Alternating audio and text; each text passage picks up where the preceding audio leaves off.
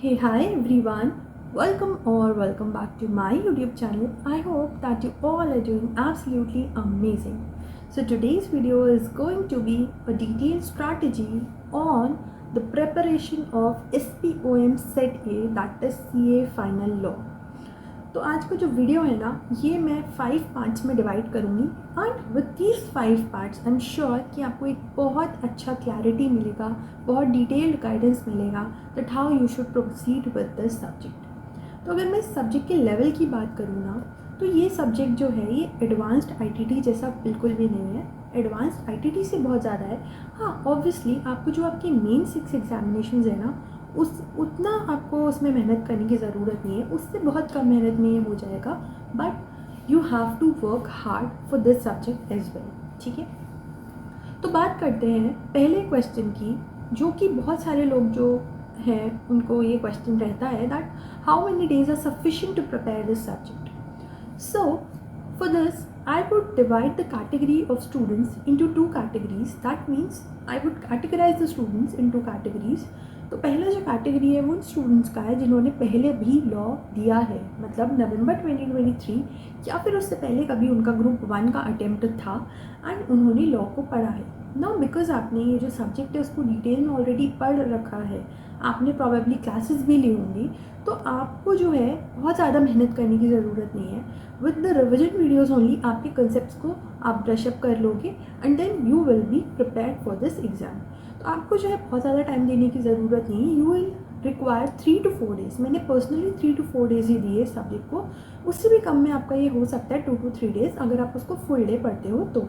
ठीक है, so this is about the days जिन स्टूडेंट्स का जो लोग एक तरह से अपने कोई भी उनका सब्सिक्वेंट अटेम्प्ट था मई 2024 में या नवंबर 2024 में, मतलब वो लोग ग्रुप 1 के लिए अपीयर करेंगे और इससे पहले कभी दे चुके हैं। Now, the students who had appeared for CA Final May 2024 examinations for the first time या फिर they are going to appear in November 2024 as their first attempt or in any subsequent attempt, तो आपको जो है because आपने इस subject को कभी भी नहीं पढ़ा है, तो आपको जो है इस सब्जेक्ट की बहुत डिटेल एक कंसेप्चुअल नॉलेज आपको चाहिए एंड नॉट जस्ट दैट, आपको लर्निंग पे भी बहुत ज़्यादा मेहनत करनी है। तो आपको मेरी समझ से 6 to 7 डेज़ का टाइम लगेगा, उससे कम भी आप दे सकते हो 5 to 6 डेज़ अगर आपकी लर्निंग पावर अच्छी है, अगर आपको जो है अच्छी मतलब कैचिंग पावर आपकी अच्छी जल्दी समझ आ जाता है, तो 5 to 6 days will also be sufficient for you. But 6 to 7 days में मेरा मतलब ये है कि आपको सबसे पहले तो देखो रिविजन वीडियोस देखना है, फिर लर्न करना है, फिर रिकॉल करना है, MCQs की प्रैक्टिस करना है। तो 6 to 7 डेज़ आप देना प्लीज़, उससे कम मत देना। मैं आपको बहुत ज़्यादा नहीं बोल रही कि 15 डेज़ दो, बट एटलीस्ट आप इतना मैं आपसे एक्सपेक्ट कर रही हूँ कि 5 to 7 डेज़ के बीच का रेंज आप दो if you are starting this subject for the first time. ठीक है, उसके बाद में आगे के क्वेश्चंस को बढ़ने से पहले ना मैं आपको 3 ये बेस बता रही हूँ, 3 ये पॉइंट्स बता रही हूँ जो आपको दिमाग में रखने हैं if you want to clear this exam with good marks. मेरा जो स्कोर था वो 60 था, ये और ज़्यादा हो सकता था अगर मेरा जो लर्निंग का क्रैमिंग का पावर था वो ज़्यादा होता। मैं बहुत जगह ऐसे कंफ्यूज हो रही थी कि CCP 1908 था या 1973 था, फिर 1 मंथ था या 3 मंथ था, 10 करोड़ था या 25 करोड़ था। तो कन्फ्यूजन्स मुझे हो रहे थे बिकॉज मेरे को ना बहुत दिक्कत होती है, बहुत डिफ़िकल्टी होती है लिमिट्स को याद करने में। तो इफ़ आपका वैसा याद है ना कि लिमिट्स क्रैम कर सकते हो देन मतलब तो आपको ये एग्ज़ाम जो है कोई भी प्रॉब्लम नहीं होगी, क्योंकि डेज़ की लिमिट्स की पेनल्टीज़ की बहुत अच्छी टेस्टिंग हो रही है। लेकिन केवल ये क्रैमिंग करने से ही आपका काम नहीं चलेगा, you have to thorough with the concept, क्योंकि यहाँ पर आपको क्लैरिटी और एक्यूरेसी बहुत ज़्यादा पूछी जा रही है। स्पेशली अगर आपको एक चैप्टर पता होगा इंस्पेक्शन इन्वेस्टिगेशन वाला, वहाँ कहाँ कहाँ पर ट्राइब्यूनल है, कहाँ कहाँ पर सेंट्रल गवर्नमेंट है, ये चीज़ें बहुत ज़्यादा टेस्ट हो रही हैं। So this also you need to make sure कि आपको एक कंसेप्ट पे अच्छी कमांड हो, एक क्लैरिटी हो, जिससे आप एक्यूरेसी के साथ में अपने सब्जेक्ट को अटेम्प्ट कर पाओ। देन थर्ड चीज़ जो मैंने नोटिस करी, काफ़ी सारे ऐसे चैप्टर्स थे जो मेरे एग्ज़ाम में आए ही नहीं, और काफ़ी सारे ऐसे चैप्टर्स थे जो जितना मैं एक्सपेक्ट नहीं कर रही थी उससे भी ज़्यादा वेटेज के आ गए। सो दैट मीन्स आपको कोई भी चैप्टर लीव नहीं करना है। Obviously there will be some chapters जो आपको टफ़ लगेंगे, जैसे मेरे केस में मुझे पर्सनली फेमा टफ़ लगता था, तो उसके लिए क्या सोल्यूशन है, उसको कैसे करें, वो तो हमें समझ ही नहीं आ रहा। तो उसके लिए मैंने क्या किया था ना, मैंने जो है अतुल अग्रवाल सर की जो समरी बुक थी वो करी थी, एंड मैंने हेमंत सोमानी सर की PDF करी थी। अब इसका डिस्कशन मैं मटेरियल्स यूज आपको बताऊंगी तो उसमें और ज़्यादा करूँगी। तो आइए हम ये देख लेते हैं कि कौन कौन से मटेरियल्स आपको यूज़ करना है। तो देखो, अगर आपने कभी भी किसी की क्लासेस ली हैं इससे पहले, क्योंकि आपने अगर नवंबर 23 वगैरह में पढ़ा था तो जिस फैकल्टी से आपने क्लासेस करनी है उसी से करो। But if you are planning to buy a summary book, so my personal suggestion would be कि आप जो हो शुभम सिंघल सर की समरी बुक को लो, बिकॉज उसमें जो लाइन्स उन्होंने दी है ना, हर एक लाइन जो है, मतलब आप एक तरह से अगर क्वेश्चन पेपर मिलता तो मैच कर सकते थे कि हर एक लाइन जो मतलब उनकी बुक में दे रखी है उससे क्वेश्चन बना हुआ है। So that I found that was a really good book. But to be very honest, मैंने और किसी फैकल्टी की समरी बुक देखी ही नहीं, सो आई हैव नो आइडिया। अगर आपको अर्पिता तुलसियान मैम, हर्ष गुप्ता सर या किसी और भी फैकल्टी की समरी बुक अच्छी लगती है तो आप वो डेफिनेटली ले सकते हो। बट आपको जो है स्टडी मटेरियल को रेफर नहीं करना, at least for conceptual understanding. Questions की प्रैक्टिस करना है, एग्जाम्पल्स को पढ़ना है, बट समरी बुक किसी फैकल्टी के ले लो जो भी फैकल्टी आपको अच्छे लगते हो। उसके बाद में ना, जब मैं ये कर लेती थी, उसके बाद में मैंने क्या किया ना, 50 पेजेस की अतुल अग्रवाल सर की IBS की समरी बुक उन्होंने निकाली है। जो अभी IBS पेपर हुआ था उसी के टाइम उन्होंने वो निकाली थी। वो PDF मुझे किसी ने शेयर करी थी, तो वो मैंने रेफ़र करी। उससे क्या हुआ, जैसे मैंने IBC डिटेल में पढ़ लिया शुभम सर की बुक से, and after that when I referred Atul Agarwal sir's PDF, तो वो जो इंपॉर्टेंट प्रोविजंस थे वो एक बार और रिवाइज हो गए। तो इन्होंने जो है वो वेरी इंपॉर्टेंट प्रोविजंस उस PDF में डाल रखे हैं, तो उससे जो है इंपॉर्टेंट प्रोविजंस का एक सेकंड रिवीजन आपका हो जाएगा। तो ये प्लीज़ ज़रूर रेफर करना, मैं शेयर कर दूँगी टेलीग्राम चैनल पे। उसके बाद में हेमंत सोमानी सर की PDF, जो आई गेस सभी को इसके बारे में पता है, इन्होंने क्या किया है ना, इन्होंने कंपाइलेशन कर दिया है सारे लिमिट्स का, पेनल्टीज़ का, डेज का, ORSR। इनफैक्ट इन्होंने वो क्वेश्चंस भी डाल दिए हैं जो बच्चों से इन्होंने पूछे थे कि कौन कौन से एग्जाम में आए हैं, तो वो भी आप हैं। तो ये 3 चीज़ें आपको ज़रूर रेफ़र करनी है, किसी भी फैकल्टी का summary book, then Atul Agarwal sir की PDF और हेमंत सोमानी सर की PDF। अब एज ए वॉज सेम कि मुझे फेमा बहुत टफ लगता था, तो मैंने क्या किया ना, फेमा मैंने डिटेल में नहीं किया, मैंने रिविजन वीडियो जो है वो चला ली। और उसके बाद में मैंने क्या किया, उसके बाद में मैंने अतुल अग्रवाल सर की IBS की समरी बुक से पढ़ा, और हेमंत सोमानी सर की बुक में जो भी लिमिट्स थी फेमा की, ECB की, उसको लर्न कर लिया। तो उससे क्वेश्चंस फंस गए थे मेरे। तो कोई भी चैप्टर लीव नहीं करना। इफ़ यू आर थिंकिंग कि ये मेरे से नहीं हो रहा, मुझे टफ लग रहा है, तो रिविजन वीडियो सुन जाओ या हेमंत सोमानी सर की PDF देख जाओ, बट प्लीज़ ज़ीरो नहीं होना चाहिए कोई भी चैप्टर, ठीक है। उसके बाद में जब आप इतना सब कर लोगे ना, तो आपको MCQs की प्रैक्टिस करना बहुत ज़्यादा ज़रूरी हो जाएगा। BOS के पोर्टल पे जिस तरह से, जिस फॉर्मेट में क्वेश्चंस को पूछा है, उसी फॉर्मेट में आपके क्वेश्चंस जो हैं वो मेन एग्जामिनेशन में भी आते हैं। तो उससे आपको बहुत अच्छी तरह से जो है एक आइडिया होगा that how you are going to attempt the questions. So आपका जो सीक्वेंस है वो किस तरह से रहना चाहिए ना, आपका जो सीक्वेंस है वो रहना चाहिए दैट सबसे पहले आपको रिविजन वीडियो देखना है, फिर आपको बेस बुक से पढ़ाई करनी है, फिर ये दोनों PDFs आपको देख लेना है, then you are going to practice the MCQs, ठीक है। आप रिविजन वीडियो किसका रेफ़र करें, तो देखो मैं अपनी केस में बता रही हूँ मैंने किसका रेफ़र किया, आपको जिसकी पसंद आ रही है आप उसकी देख सकते हो।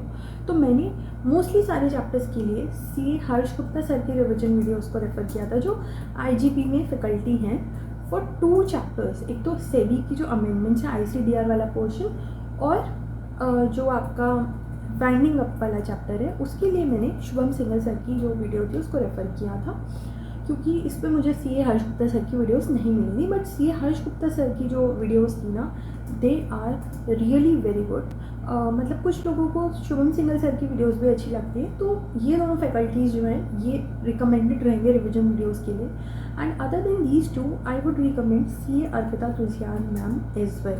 तो आपको जिसका अच्छे से समझ आ रहा है ना, आप उन फैकल्टी का वीडियो जो है वो देख सकते हो। That will really help you to revise all the concepts in detail, ठीक है। रिविजन वीडियो ज़रूरी इसलिए है कि एक तो देखो कंसेप्ट्स तो रिवाइज होते ही हैं, साथ में कई बार ऐसा होता है कि अगर हम डायरेक्ट बुक लेके बैठते हो ना, तो बहुत बार ऐसा होता है कि कुछ लाइन मिस हो गई एंड उसी से क्वेश्चन फ्रेम होकर आ गया। बट वो लाइन ये हो सकता है कि टीचर ने अपनी जो रिविजन वीडियोस में बोली हो तो वो आपके माइंड में बैठ जाती है एंड फिर MCQ आप टिक लगा पाओगे उसका। So that is why revision video ज़रूर रेफर करना, इवन इफ़ यू थिंक कि आपको कॉन्सेप्ट आता है उसके बाद में भी, ठीक है। उसके बाद में आता है मोस्ट इम्पॉर्टेंट क्वेश्चन आज की वीडियो का, that what should be the exam strategy. एक तरह से एग्जामिनेशन हॉल में आपको किस तरह से पेपर अटेम्प्ट करना है, ये मैं उसके बारे में आपको पूरा इसमें बताऊँगी। तो देखो, आपको जो है ना 3 आवर्स मिलते हैं ये पेपर अटेम्प्ट करने के लिए, एंड आप 175 मिनट्स के पहले ये पेपर को सबमिट नहीं कर सकते हो। 175 मिनट्स जब ओवर हो जाते हैं तो आप सबमिट का बटन प्रेस करते हो एंड आपका स्कोर आ जाता है। बहुत ज़्यादा धक धक वाला मोमेंट होता है, because at the moment result मिल रहा होता है, but this is what it is. तो 175 मिनट्स में ना मेरा तो 2 घंटे में हो गया था एग्ज़ाम, ठीक है। तो 2 घंटा बहुत सफिशिएंट है इस एग्ज़ाम के लिए, बट स्टिल इंस्टीट्यूट ने पता नहीं क्यों 3 आवर्स दिया है। This is totally a wastage of time, but हम कुछ नहीं कर सकते इसमें। तो फ़िलहाल ऐसा है, ठीक है। तो मेरे जो पेपर था मैंने काउंट करी थी तो 17 केस स्टडीज़ आई थी। तो आपको जब आप एग्जामिनेशन हॉल में जाओगे तो आपका जो इन्विजिलेटर है वो आपको एक रफ शीट देगा, उस पर आप अपना रफ वर्क कर सकते हो। तो इसमें ऐसे बहुत ज़्यादा रफ वर्क तो था नहीं, तो मैंने क्या किया ना, मैंने सबसे पहले केस स्टडीज़ के आगे मैंने उसको पढ़ा नहीं। सबसे पहले मैंने क्या करा, सबसे पहले मैंने काउंट करी कितनी केस स्टडी वो लिखी। उसके बाद में मैंने केवल और केवल टॉपिक्स का नाम लिखा कि okay, first case studies from IBC, second case studies from directors. इस तरह से मैंने टॉपिक्स को लिख लिया, ठीक है। जब आपने प्रैक्टिस करे हुए होते हैं, MCQs बने और थॉरो विद द कंसेप्ट्स, आप इजीली क्वेश्चन पढ़ के ये आइडेंटिफाई कर लेते हो कि ये किस किस चैप्टर से है, वरना मोटा मोटी अंदर से तो आपको हो ही जाता है, मतलब ऊपर ऊपर से आइडिया हो जाता है कि हाँ ये डायरेक्टर्स का है, हाँ ये IBC का, इस तरह से, ठीक है। तो आपको जो जो केस स्टडीज़ हैं सबके आगे have to write the topic name.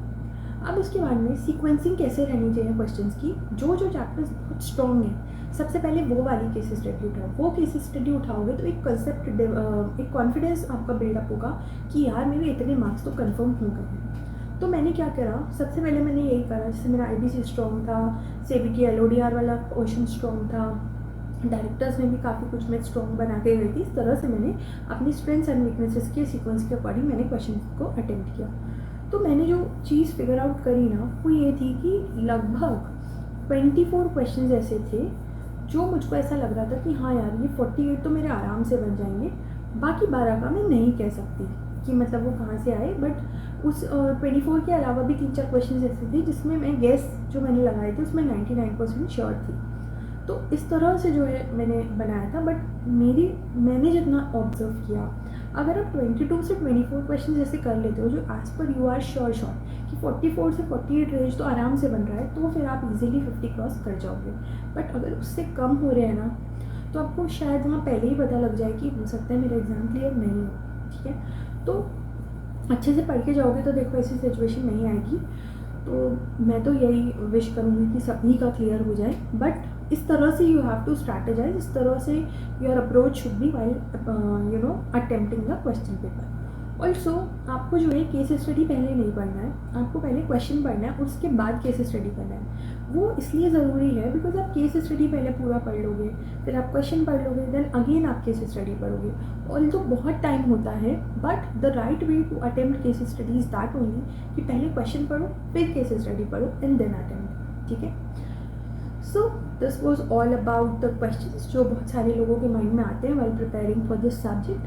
And if I talk about the questions that were asked in my exam, तो उसके लिए मैंने ना एक PDF बनाया है, मैंने ऑलरेडी टेलीग्राम के ग्रुप पे शेयर कर दिया है। ये मेमोरी बेस्ड PDF है।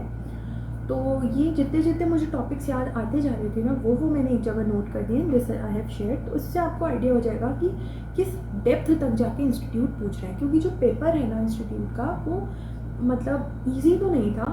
अब एवरेज टू टफ की कैटेगरी में आप लेके चल सकते हो, क्योंकि अगर आपने कोई भी चैप्टर छोड़ा है और उससे ज़्यादा मार्क्स का आ गया तो obviously it is a matter of luck also, but फिर भी डाउटफुल हो जाती है सिचुएशन। या फिर अगर आपने जो है ऊपर से ही पढ़ा है, नहीं पढ़ा उसको लाइन बाय लाइन, सो बहुत सारे फैक्टर्स तो ऑब्वियसली मैटर करते ही हैं। बट व्हाट आई बिलीव कि अगर आपने उसको तमीज़ से पढ़ा है सब्जेक्ट को तो आप इजीली एग्ज़ाम क्लियर कर लोगे, ठीक है। So this was all about today's video. I hope कि ये वीडियो आप लोग की हेल्प करेगा। कोई भी और अगर डाउट हो तो you can feel free to comment down, I answer to all your questions and all the very best to all those who are going to appear in the further examinations. Bye guys.